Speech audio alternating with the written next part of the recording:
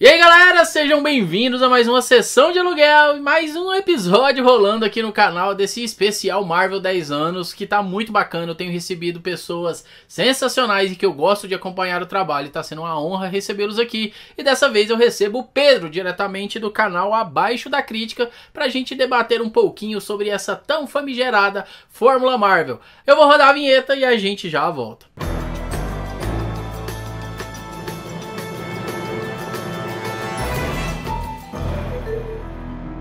Muito obrigado aqui por me receber, não sou parte desse hall de convidados mais ilustres, mas fico feliz aí de participar dessa conversa, claro, falando um pouquinho sobre Fórmula Marvel. Como você já disse, é uma coisa tão famigerada, um assunto que esteve em voga aí nos últimos anos, especialmente considerando que já temos aí 19 filmes da Marvel, isso claro, contando com Vingadores. Mas afinal, Marcos, o que é essa tal Fórmula Marvel? Então, cara, foi um padrão, né? Até porque eu acho que a gente nunca teve na história do cinema assim, salvo alguns exemplos, como por exemplo o 007, né? Mas são pouquíssimas as franquias tão grandiosas e tão duradouras, né? Como essa da Marvel. E eu acredito... E mesmo o 007 não é um universo contínuo, né? Não é uma coisa tão episódica, tem uma variação maior aí entre as histórias. Que também não tem tantos filmes no mesmo ano, contando parte da mesma história, né? Então, eu acho que justamente por ter esse número maçante de filmes e tal, chega a ser maçante para algumas pessoas. Eu, por exemplo, adoro. Para mim tá bom desse jeito, pode até ter mais. Para mim, quanto mais, melhor. Eu também concordo. Esse número excessivo, vamos assim dizer, de filmes no decorrer do ano, igual a gente tem visto aí alguns anos com 6, 7 filmes de super-heróis, nem todos são produzidos pela Marvel, né, mas boa parte deles são. Então acho que caiu um pouco naquela coisa de... começou a ter esse padrãozinho, né, começou a ter similaridades entre um filme e outro, e que isso começou a incomodar algumas pessoas, principalmente os nerds mais chatos, ou então aqueles que são haters da Marvel, que pra mim, as pessoas que eu vejo reclamando muito mais dessa Fórmula Marvel são essas pessoas. Claro, também tem os fãs da Marvel que também clamam por novidades, por mais ousadia em seus filmes, mas em boa parte são os haters da Marvel mesmo, né? E você, o que você acha desse padrão Marvel? Eu concordo bem com você. Eu acho que muitas vezes a galera também confunde, porque os filmes da Marvel têm sim uma fórmula bem clara, especialmente os filmes que apresentam personagens. Então os filmes de história de origem têm um padrão muito claro aí de pegar personagens e colocá-los em situações desconfortáveis e ao mesmo tempo cômicas para apresentar a sua história. Mas eu acho que quando a galera fala em Fórmula Marvel, português maravilhoso, né? Mas quando a galera fala em Fórmula Marvel, eu acho que eles se referem mais àquele estilão de humor da Marvel que ela traz para todos os filmes. E aí a galera meio que coloca isso num guarda-chuva gigante, falando que isso é a Fórmula Marvel.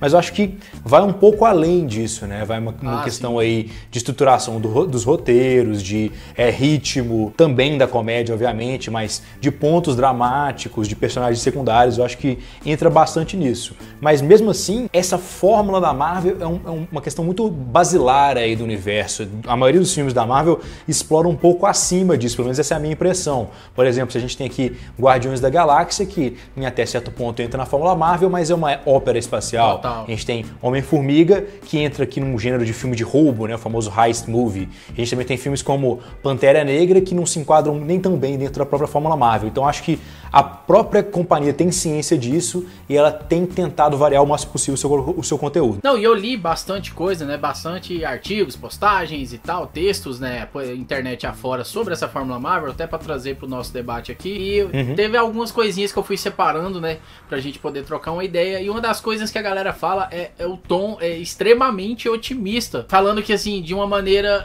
o herói, ele não tem tantas camadas a ser explorado. Isso eu vi em vários textos, em várias postagens sobre. E, cara, eu discordo piamente. Eu discordo piamente. É uma constatação, vamos assim dizer, equivocada. Principalmente se a gente pegar aí como exemplo os últimos filmes lançados pelo estúdio, assim, nos últimos 2 anos, vamos assim dizer. Não tem nada de tão otimista assim, não. Acho que até porque tava chegando essa ameaça do Thanos, a parada foi ficando cada vez mais pesada, cara. Até o próprio Homem de Ferro 3, que pra muitos, pra mim, é um filme ruim e tal, um filme fraco. Mas ali já começou aquele ponto de virada dos filmes não ser assim tão otimistas mais. Eu acho que isso talvez esteja relacionado cuidado com a fraqueza dos vilões da Marvel no início do MCU, porque na verdade os personagens principais, os heróis, nem sempre foram tão otimistas, né? A gente pega o próprio Homem de Ferro, que começou o universo Marvel, é um personagem um pouco mais sóbrio, um pouco mais problemático, que tem conflitos internos por conta justamente do contrário da sobriedade, né? Que ele tem problemas com o alcoolismo, etc e tal. E são situações que foram retratadas nos primeiros filmes do Homem de Ferro, que estão ali no início do universo Marvel. E eu acho que mais ainda do que isso, você pega o segundo filme do MCU, que é o Incrível Hulk, você pega o personagem do Hulk interpretado pelo Edward Norton, ele é completamente trágico. Muito. Então acho que a galera confunde talvez vilões não tão ameaçadores com um filme 100% otimista. Não, com certeza. Essa questão do vilão é outro ponto da Fórmula Marvel que incomoda boa parte das pessoas. Mas aí eu já vejo como não só um problema da Marvel, mas também como um problema de filmes de super-heróis como um todo, de vários estúdios. Geralmente esse tipo de filme peca no quesito vilão, apesar da Marvel ter aí também uma gama de vilões até bacanas que saíram em seus filmes. Eu até tinha gravado um vídeo aí com a outra convidada sobre essa questão dos melhores e mais impactantes vilões da Marvel, né, no universo cinematográfico. Só que foi um vídeo que acabou tendo problemas técnicos e não rolou dele ser postado aqui no canal. Mas, cara, os vilões são muito genéricos em boa parte dos filmes da Marvel, né? É isso, com certeza. Eu acho que é um resultado da Marvel tentar dar o foco maior para os heróis, né? Sim. Ter tido sucesso nisso, o que levou, claro, a gente cria uma fórmula porque o negócio faz sentido e faz sucesso. A gente não cria uma fórmula de um negócio ruim, né? A não ser que talvez você seja DC, mas vou parar de zoar aqui antes que eu receba hate nos comentários. Pensando bem, eu gosto mesmo de você. Mas a questão dos vilões fracos, eu acho que surgem de dois problemas. Primeiramente, de um que vem da Fórmula Marvel, sim, que é que a Marvel não reutiliza os seus vilões para muitos arcos. Só o Loki, praticamente, né? Exatamente. E os outros são abandonados, mesmo os que não são mortos. Então, por exemplo, você tem ali o Caveira Vermelha lá do Capitão América, que não é morto e também não voltou por algum motivo. A gente tem ali no setup do Incrível Hulk o líder que tem o seu setup feito, né, o vilão líder lá do Hulk, mas ele nunca mais apareceu. Mesmo os que não são mortos no primeiro encontro, ou talvez encontro, ou talvez presos, eles nunca mais surgem. O que é completamente sem sentido dentro de um universo muito episódico, né? A gente já tem 19 filmes. Isso tem um limite para quantos vilões você vai utilizar e quais vilões você vai concentrar sendo como seus principais. Então eu acho que agora o Thanos tem um potencial imenso de corrigir isso, né? Sim, é porque na verdade eles vêm permeando essa ameaça do Thanos já tem 6 anos, né? Desde a primeira aparição dele lá em Vingadores em 2012. Então ele foi um vilão que ele foi construído não só com ele aparecendo em tela, mas ele foi um vilão que foi muito construído ali com aquela coisa daquele criando aquela tensão toda pra vinda dele. A gente não precisava ver o Thanos pra saber que ele tava vindo, que ele era um perigo. É tipo o Tubarão, né, no filme do Spielberg. Você quase não vê o Tubarão, mas você sabe que quando ele aparecer vai dar ruim. E justamente por eles terem essa coisa de reaproveitar heróis, de trazer heróis, intercalar heróis nos mesmos filmes e tudo mais, fazer essa dobradinha, né, muito mais do que dobradinha, que são vários personagens. Mas Guardiões da Galáxia de nenhuma maneira eles fazem isso com os vilões, e os vilões acabam funcionando como um certo só contraponto no filme do que realmente aquela figura daquele antagonista de peso, aquela coisa que, assim como eu tava falando do Thanos, que traga essa coisa da ameaça iminente a qualquer momento, né? Porque acaba o filme e você pensa, pô, eu sei que eu não vou ver esse cara de novo. Eu acho que, inclusive, foi uma estratégia proposital da Marvel em reação ao fenômeno que vinha acontecendo anteriormente nos filmes de heróis, mais notoriamente em Homem-Aranha 3 e nos filmes do Nolan, que às vezes os vilões estavam sendo super utilizados ali naqueles filmes de universo Marvel antigos, naqueles filmes da DC, porque a galera não tinha expectativa de fazer um universo interligado com 20 filmes. Sim. Então, você colocava lá e botava, sei lá, Coringa e Duas Caras e Espantalho, e ainda botava ali o Riddler, tudo no mesmo filme, porque se você, eu vou usar esses personagens uma vez, eu tenho a chance de botar eles aqui, eu não vou precisar de usar eles de novo. Então acho que a Marvel talvez fica naquela questão, não, vamos com calma, usando um vilão por vez, e aí depois a gente decide, mas acaba que gera a questão contrária, né, que não, você vai gerando um universo onde todos os heróis são interligados, mas os vilões não têm contato nenhum. Pera aí, isso não faz tanto sentido, né, porque no mundo que você tem heróis ligados, faz ainda mais sentido você ter muitos vilões se ligarem para tentar combater essa ameaça, digamos aí, dos heróis, né? E até o momento que a gente viu de ligação entre um vilão e outro foi basicamente as figuras que foram jogadas dentro dos filmes da Marvel, que de alguma maneira tinha ligação com Thanos, né? Porque o Loki foi vilão em 2012 lá nos Vingadores, de alguma maneira a joia ele foi entregue pelo também, Thanos, né? Aí teve o Ronan lá em Guardiões da Galáxia e por aí vai. Teve outros personagens que foram todos motivados ali pelo Thanos. Essa é a única ligação que a gente tem. Eu falo, como eu sou um Marvete, eu posso falar, e se os Marvetes acharem... se os Marvetes acharem a galera tá vendo ruim, aqui meu cenário aqui. Assim. Né?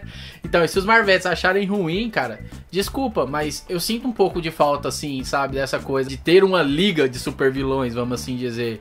Não necessariamente de formar uma equipe de vilões pra aparecer, pra lutar contra os heróis, mas eu sinto falta de alguma maneira esses vilões se socializarem entre si, um fazer parte do plano do outro, um até funcionar como escada pro outro. Um filme que perdeu a chance de fazer isso é o Pantera Negra. Muito. Que Pantera Negra, eles usam o Ulysses Claw como um ponto de roteiro. Cara, é muito subutilizado, sabe? O Garra Sônica, ele é um vilão muito forte dentro do universo do Pantera. E ele foi desperdiçado assim, muito rápido. Exatamente. E seria ainda mais impactante você ter feito um negócio mais parecido com o que o Nolan fez em O Cavaleiro das Trevas, em que você tem o vilão do filme... literalmente atrelada a outro vilão, sim, mas ainda sendo o vilão principal, porque lá no Cavaleiro das Trevas a gente tinha o Coringa, e um dos pontos do roteiro do Coringa era provar que todo mundo podia ficar louco, e ele queria converter o Harvey Dent, que era o menininho perfeito lá da promotoria, em um vilão. O mesmo poderia ter sido feito, obviamente não com o mesmo ponto de roteiro, mas a mesma estrutura poderia ter sido utilizada com essa interação entre o Killmonger e o Garra Sônica. Você tem ali o Killmonger sendo apresentado mais efetivamente como um vilão desde o início, e utilizando o Garra Sônica como um ponto de roteiro, mas você vendo o Killmonger manipulando a situação, não simplesmente chegando uma revelação e de repente lá na metade do filme a gente tem um vilão novo. Sim. Imagina como é que teria sido foda isso, você pegar lá o Killmonger lá no inicinho, você percebeu a manipulação dele ali do Garra Sônica e a utilização dele para o seu próprio benefício, como é que teria sido um negócio muito mais efetivo dentro de um filme que já teve um dos melhores vilões da Marvel, que foi o Killmonger, apesar de eu já até ter feito um vídeo sobre eu não ter gostado tanto da maneira como eles utilizaram o vilão, claramente é um dos melhores vilões da Marvel, especialmente considerando esse cenário, né? Ah, com certeza. O Killmonger pra mim tá no meu top 3 vilões da Marvel tranquilamente, né? Eu colocaria aí o meu top 3, Killmonger, o Loki e o Abutre. Né? Não tô contando o Thanos porque eu ainda não vi Guerra Infinita no momento dessa gravação. Mas eu colocaria... eu gosto da Hela também. A Hela é legal, mas a Hela pra mim poderia ter sido melhor utilizada, sabe? Não souberam trabalhar bem a personagem. Eles construíram... Eu acho que ela pode voltar ainda. Acredito que em Vingadores 4, quem sabe, ela deva dar as caras aí de alguma maneira. Eu acho que além de falar, né, das coisas ruins, fazer esses apontamentos aí, a gente pode também trazer as coisas boas, né, desse universo cinematográfico e desse padrão, vou utilizar de novo essa palavra, que a Marvel acabou criando para suas produções, né?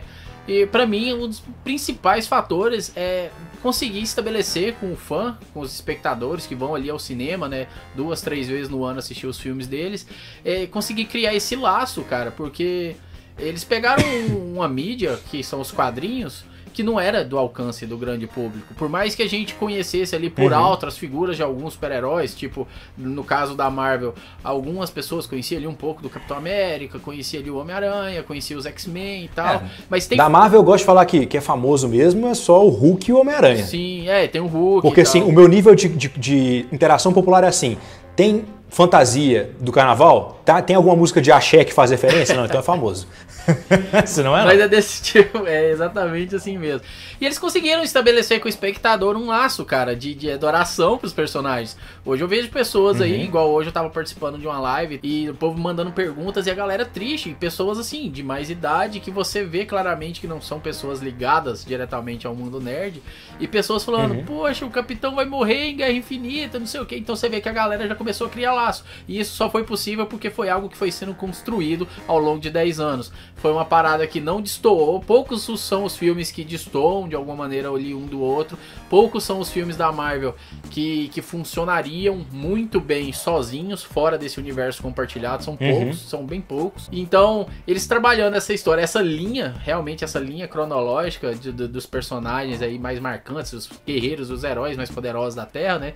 Eles conseguiram estabelecer esse contato com o espectador, e pra mim é um dos grandes trunfos deles, e por isso que eles estão estão arrebanhando grana para um senhor caralho aí nos cinemas, eles não sabem mais onde pôr tanto dinheiro. É isso mesmo, porque eu acho que a galera tem uma expressão em inglês que eu gosto muito, que não tem tradução em português muito boa, mas eu uso ela mesmo assim, que é take for granted, né? A tradução em português seria levar como certo. Que eu acho que depois de 10 anos de universo cinematográfico da Marvel, a galera leva como certo a existência do universo Marvel. Mas isso é um fator inédito e até o momento exclusivo na história do cinema. Você não tem outro universo compartilhado episódico de mais de 10 filmes, quanto mais, digamos aí, 20 ou mais filmes. Você pega todos os outros universos que tentaram fazer nos últimos anos, o universo dos monstros da Universal, o universo do Quarteto Fantástico, o universo agora do Godzilla com King Kong, todos têm 1 ou 2 filmes e a maioria falhou miseravelmente porque eles entraram dentro da proposta de querer fazer o universo de qualquer forma. Não, o processo da Marvel foi orgânico e os filmes conversam entre si. Você fica ansioso para ver um personagem aparecendo em um filme e outro filme porque a história deles caminha em conjunto. Não parece que é um grupo de histórias usando vários personagens de uma maneira forçada, né? E isso você consegue fazer isso a partir de uma fórmula. Os filmes têm que conversar entre si. Você não pode fazer igual a DC fez, por exemplo, que acho que foi o grande erro do universo da DC, e estabelecer um tom e depois quebrar esse tom completamente. Você tinha lá um tom bem claro embaixo do Superman, você troca esse tom completamente Esquadrão Suicida, você volta com um pouco do tom em Mulher Maravilha, mas ainda de uma maneira um pouco mais light, e depois troca o tom de novo para a Liga da Justiça. Então, se você não tem uma consistência dentro do universo igual a Marvel tem, fica insustentável você manter uma franquia por 20 filmes. Não. Você vê ali a maioria das franquias que tem 20 filmes é o quê? Hellraiser, MTV, esses terrores aí que servem para VHS na década de 90. Exatamente. Não, e sem contar o fato aí da DC, pegando esse comparativo que você fez aí, deles quererem apressar demais as coisas e o espectador acaba não conseguindo estabelecer esse laço que eu acabei de falar, que é o grande trunfo da Marvel, né? Porque eles pegaram personagens que eram desconhecidos do público, colocaram eles ali, fizeram um filme de origem ali, apresentando, bacana e tal, o personagem, mas a partir do segundo, terceiro filme que eles vão aparecendo, cara, o desenvolvimento de personagens nesses filmes da Marvel, por mais que a galera fala que são rasos, cara, pra mim, eu tava parando pra analisar, é um desenvolvimento incrível dos principais personagens. Se você pegar a pessoa que o Capitão América, que o Capitão América, que o Homem de Ferro, que o Thor eram nos primeiros filmes, nos filmes de origem dele, e quem eles são hoje dentro desse universo, cara, são personagens completamente diferentes. Não, você pega principalmente, eu acho que o exemplo mais claro, hoje o português tá fantástico, mas você pega o exemplo mais claro pra mim é realmente o Thor, porque o Thor entra no universo Marvel como um personagem um pouco arrogante, filhinho de papai, personagem, né?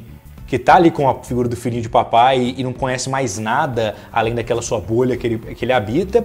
E hoje em dia o Thor é um líder dentro dos Vingadores, é um personagem referência, é um cara que continua com aquele seu humor característico, mas agora o humor não parte de um lugar de arrogância, né? O humor parte de um lugar mais observacional. Então realmente você vê uma mudança drástica dentro desse personagem, o que é muito importante, né? A gente precisa ter um arco bem definido para que os personagens funcionem, e eu acho que aqui a gente vê isso claramente, assim. Eu acho que o Thor é o grande exemplo disso, mas a gente pode apontar para quase qualquer outro membro dos Vingadores, até mesmo o Gavião Arqueiro aí, sim, que misteriosamente não aparece em nenhum dos materiais promocionais de Guerra Infinita. O Gavião Arqueiro ele e o Homem-Formiga é um grande suspense para Guerra Infinita. Mas o Homem-Formiga tava lá, a gente só não conseguiu ver. Exatamente. Tava ali na nave, lá invadindo a nave do Thanos. Mas então, é justamente isso que você falou. Hoje a gente consegue ver o Thor de uma maneira, vamos assim dizer, com muitas aspas, muito mais humano. Você consegue se sentir muito mais próximo dele do que naquele primeiro filme lá. Que era uma parada, você tinha aquele peso de que ele era um deus e você ficava meio avesso ao personagem. E agora não, hoje parece que é tipo aquele amigo, sabe? Você já viu tantos filmes com ele e ele já tá tão massa, tá tão bacana que é quase um brother seu já. E de uma outra maneira tem o próprio Capitão América, né? Que era aquele, vamos dizer aí, um coxinha total. O cara que acreditava piamente no governo e que o governo queria realmente fazer o melhor pela nação, blá blá blá blá blá blá. E o cara foi conhecendo e foi indo a fundo e foi vendo as tramóias, as falcatruas que tem por trás disso tudo, e ele foi estabelecendo o próprio pensamento. Ele passou a ter ali uma personalidade própria, coisa que ele não tinha antes.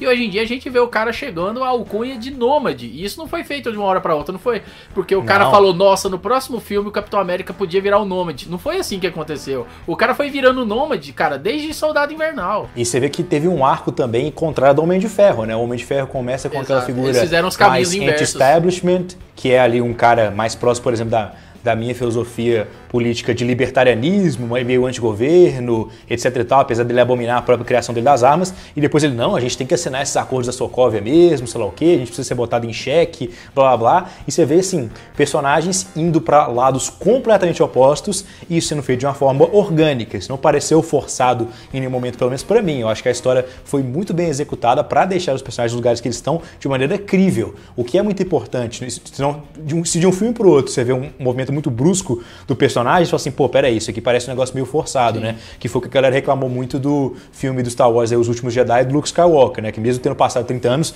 a gente não viu isso. Aqui no universo da Marvel a gente viu isso, a gente viu Homem de Ferro 1, 2, 3, a gente viu Capitão América 1, 2, 3, e a gente teve esse arco sendo desenvolvido ao longo aí de 15 filmes. Então foi um negócio realmente muito bem executado pela Marvel. Sim. Então aí pra gente resumir e finalizar esse vídeo aí, pra não ficar muito grande, pra galera não reclamar que os vídeos estão ficando muito grandes. Absurdo isso aqui, vídeo curtíssimo. Você viu aí? Então, pra você, Pedro Santana, do canal Abaixo da Crítica, a Fórmula Marvel funciona? A Fórmula Marvel é viável de continuar sendo utilizada? Você acha que para essa fase 4 agora a Fórmula Marvel vai ter que dar uma mudadinha? Eles vão ter que dar uma renovada nela porque vai mudar a ameaça, vai mudar um pouco ali a ambientação da história, que já estão falando que vai ser uma parada mais cósmica e tudo mais.